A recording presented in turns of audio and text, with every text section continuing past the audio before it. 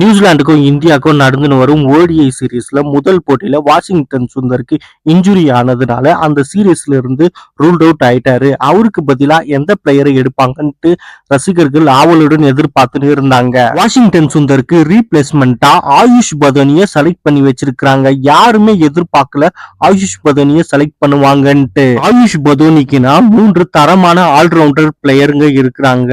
அந்த 3 பிளேயர் யாருன்ட்டு நம்ம பார்க்கலாம் வாங்க. குர்னல் பாண்டியா ரீசெண்டா நல்ல ஃபார்ம்ல இருக்கிறாரு. ஆர்சிபி கப் அடிக்கிறதுக்கு இவரும் ஒரு முக்கிய காரணமா இருந்தாரு. குர்னல் பாண்டியா டீம்ல விளையாடின எக்ஸ்பீரியன்ஸும் இருக்கு குர்னல் பாண்டியாக்கு.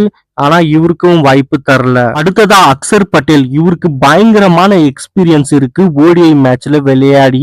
ஆனா இவருக்கும் வாய்ப்பு தரல, அதுவும் ஏன்ட்டு புரியல. அடுத்ததா ரியான் பராக், இவரும் ஒரு தரமான ஒரு ஆல்ரவுண்டர். இந்திய அணிக்காக T20 எல்லாம் விளையாடி இருக்கிறாரு.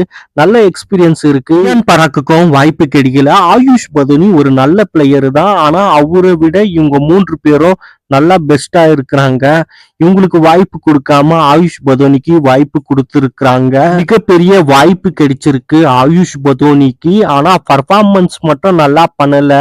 இந்தியன் செலக்டருங்க இந்த மாதிரி எப்படி நீங்க செலக்ட் பண்றீங்களே ஒன்னும் புரியல. பொறுத்து இருந்து பார்க்கலாம் அவரு எப்படி பர்ஃபார்மன்ஸ் பண்ண போறாரு ஆயுஷ் பதோனின்ட்டு. இந்த வீடியோ உங்களுக்கு பிடிச்சிருந்தா மறக்காம ஒரு லைக்கை தட்டி விட்டுருங்க. அப்படியே கமெண்ட்ல சொல்லுங்க இந்த வீடியோ எப்படி இருக்குதுன்ட்டு. மறக்காம சப்ஸ்கிரைபும் பண்ணிடுங்க ஃப்ரெண்ட்ஸ்.